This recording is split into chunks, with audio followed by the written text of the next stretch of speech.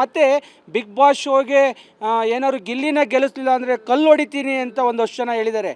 ನಾವು ಹೇಳ್ತಾಯಿದ್ದೀವಿ, ನಾವು ರಕ್ಷಣಾ ವೇದಿಕೆಯವ್ರು ಹೇಳ್ತಿದ್ದೀವಿ, ಅಶ್ವಿನಿ ಗೌಡ್ರು ಗೆದ್ದು ಬರೋದು ಎಷ್ಟು ಸತ್ಯನೋ ಬಿಗ್ ಬಾಸ್ ಮನೆಗೆ ಒಂದು ಕಲ್ಲು ಬಿದ್ದರೆ ನಿಮ್ಮ ಕತೆ ಏನಾಗುತ್ತೆ ಅನ್ನುವ ನೇರ ಎಚ್ಚರಿಕೆಯನ್ನು ಕೂಡ ನಾವು ಕೊಡ್ತಾಯಿದ್ದೀವಿ ಅಂತ ಮುಟ್ಟಾಳ್ರಿಗೆ.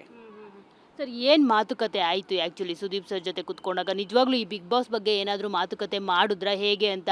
ಜೊತೆಗೆ ಅಶ್ವಿನಿ ಅವ್ರ ಬಗ್ಗೆ ಏನಾದರೂ ಸುದೀಪ್ ಅವ್ರು ಮಾತನಾಡಿದ್ರೆ ಹೇಗಂತ?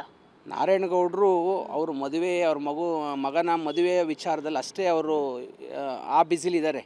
ಅವರು ಬಿಗ್ ಬಾಸ್ ವಿಚಾರಗಳಿಗೆ ಅವ್ರು ತಲೆನೇ ಹಾಕಿಲ್ಲ, ಅವ್ರಿಗೆ ಗೊತ್ತೂ ಇಲ್ಲ. ಇವತ್ತು ಗಂಟ ಅವರೆಲ್ಲೂ ಕೂಡ ಒಂದು ಹೇಳಿಕೆಯನ್ನು ಕೂಡ ಕೊಟ್ಟಿಲ್ಲ. ನಾವೆಲ್ಲ ಸಂಗಡಿಗರು ಹೋರಾಟದಲ್ಲಿ ಅವರ ಜೊತೆಯಲ್ಲಿ ಕೆಲಸ ಮಾಡಿದಂಥವ್ರು ನಾವುಗಳು ಒಂದಷ್ಟು ಜನ ಧ್ವನಿ ಎತ್ತುತ್ತಿದ್ದೀವಿ ಹೊರತು ನಾರಾಯಣಗೌಡರು ಎಲ್ಲೂ ಕೂಡ ಈ ವಿಚಾರವಾಗಿ ಮಾತಾಡಿಲ್ಲ. ಹಂಗಂದ್ಮೇಲೆ ಸುದೀಪ್ ಅವ್ರ ಹತ್ರ ಯಾಕೆ ಮಾತಾಡ್ತಾರೆ? ಅದರ ಅವಶ್ಯಕತೆ ಏನಿದೆ? ಅದರಲ್ಲೂ ಸುದೀಪ್ ಅವರು ಕೂಡ ಬಿಗ್ ಬಾಸ್ ಬಗ್ಗೆ ಮಾತಾಡೋಂಥ ಅವಶ್ಯಕತೆ ಏನಿದೆ? ಅವರು ಅಲ್ಲಿ ಒಬ್ಬರು ನಿರೂಪಕರಾಗಿ ಕೆಲಸ ಮಾಡ್ತಿದ್ದಾರೆ. ಅವ್ರ ಕೆಲಸ ಎಲ್ಲಿ ಮಾಡಬೇಕು ಅಲ್ಲಿ ಮಾಡ್ತಾರೆ. ನಾರಾಯಣಗೌಡರು ಹೋಗಿರೋದು ಮದುವೆ ಕಾರ್ಡ್ ಕೊಡಲಿಕ್ಕೆ, ಕಾರ್ಡ್ ಕೊಟ್ಟರು, ಸಂಘಟನೆ ಬಗ್ಗೆ ಮಾತಾಡಿದ್ರು. ಸುದೀಪ್ ಅವರು ಅವರ ವಿಚಾರಧಾರೆ ಏನಿರುತ್ತೆ ಅದನ್ನು ಮಾತಾಡಿ ಅಷ್ಟೇ ಅಲ್ಲಿಂದ ನಾವು ಬಂದಂಥದ್ದು. ಇದೇನು ಚುನಾವಣೆ ಗೆದ್ದು ಬಂದು ಏನು ಮಾಡೋದಿದೆ? ಇಲ್ಲೇನಾದ್ರು ಗೆದ್ದು ಬಂದು ನಾವೇನಾದ್ರು ಮಾಡೋದಿದೆಯಾ? ಏನಾದರೂ ಹೋಗಲಿ, ಈ ರಾಜ್ಯದ ಸಂವಿಧಾನವನ್ನು, ದೇಶದ ಸಂವಿಧಾನವನ್ನು ಏನಾದ್ರು ಬದಲಾವಣೆ ಮಾಡೋದಾದರೆ ಅದ್ರ ಬಗ್ಗೆ ಹೆಚ್ಚಿನ ತಲೆ ಕೆಡ್ಸ್ಕೊಳೋಣ. ಏನಾದ್ರು ಕರ್ನಾಟಕದಲ್ಲಿ ಕನ್ನಡಿಗನೇ ಸಾರ್ವಭೌಮ ಅಂತೇಳಿ ಆಚೆ ಗೆದ್ದು ಬಂದಂಥವ್ರು ನಾಳೆ ದಿವಸ ಅದನ್ನು ಒಂದು ಆದೇಶವಾಗಿ ಮಾಡ್ತಾರೆ ಅನ್ನೋದಾದರೆ ಅದು ಎಂಥ ಯುದ್ಧಕ್ಕೆ ಬೇಕಾದ್ರೂ ನಾವು ಸಿದ್ಧ ಆಗ್ತೀವಿ. ಆದರೆ ಇದೊಂದು ಶೋ, ಗೆದ್ದು ಬಂದರೆ ಅವರಿಗೆ ಒಂದು ಹೆಸರು, ಒಂದು ಕಿರೀಟ ಬರುತ್ತೆ ಹೊರತು ಅದಕ್ಕೆ ನಮ್ಮ ಹೋರಾಟ ಮಾರನೇ ದಿವಸ ಮತ್ತಿರುತ್ತೆ.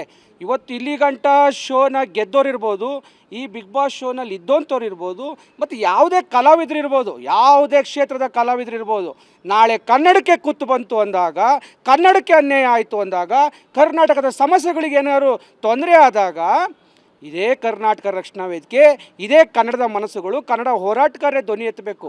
ಇವತ್ತು ಅಶ್ವಿನಿ ಗೌಡ್ರಿಗೆ ನಾವೆಲ್ಲ ಸಪೋರ್ಟಿವ್ ಆಗಿ ನಿಂತ್ಕೊಂಡಿರೋದು ಏನಕ್ಕೋಸ್ಕರ?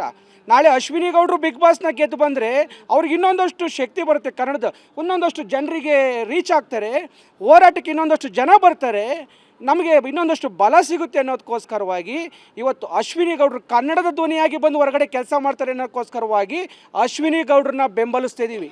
ಹಿಂದೆ ಮಿಂಟೋ ಹಾಸ್ಪಿಟ್ಲು ಒಂದು ಹೋರಾಟದಲ್ಲಿ ಅಶ್ವಿನಿ ಗೌಡ್ರೆ ಅದರ ಪ್ರಮುಖ ಪಾತ್ರವನ್ನು ವಹಿಸಿದ್ರು. ಸುಮಾರು 23 ಜನ ಕಣ್ಣು ಕಳ್ಕೊಂಡಂಥವರಿಗೆ ಅವತ್ತು ದಿಟ್ಟತನದಿಂದ ಹೋರಾಟ ಮಾಡಿ ಅವರ ನಾಯಕತ್ವದಲ್ಲಿ ಅವತ್ತು ಕೇಸ್ಗಳನ್ನ ಹಾಕ್ಸ್ಕೊಂಡು ಇವತ್ತು ಕೋರ್ಟ್ ಕಲಿತಿದ್ದಾರೆ. ಆ ವಿಚಾರವಾಗಿ ಕೋರ್ಟ್ ಕಲಿತಿದ್ದಾರೆ.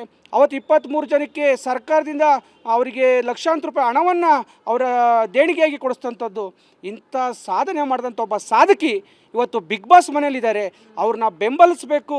ಆ ಹೋರಾಟಗಾತಿ ಗೆದ್ದು ಬಂದರೆ ಇನ್ನೊಂದಷ್ಟು ನಮ್ಮ ಹೋರಾಟಕ್ಕೆ ಜೊತೆ ಕೂಡ್ತಾರೆ, ನಮ್ಮ ಹೋರಾಟಕ್ಕೆ ಇನ್ನೊಂದಷ್ಟು ಶಕ್ತಿ ಬರುತ್ತೆ ಅನ್ನೋದು ಬಿಟ್ಟರೆ ಇದರಲ್ಲಿ ಯಾವ ರಾಜಕೀಯನೂ ಇಲ್ಲ. ನಾವು ಯಾರಂಗೆ ರಾಜಕೀಯ ಮಾಡಿ ಯಾರನ್ನೂ ಗೆಲ್ಸ್ಕೊಂಬರ್ಬೇಕು ಅಂತ ಹೊರಟಿಲ್ಲ.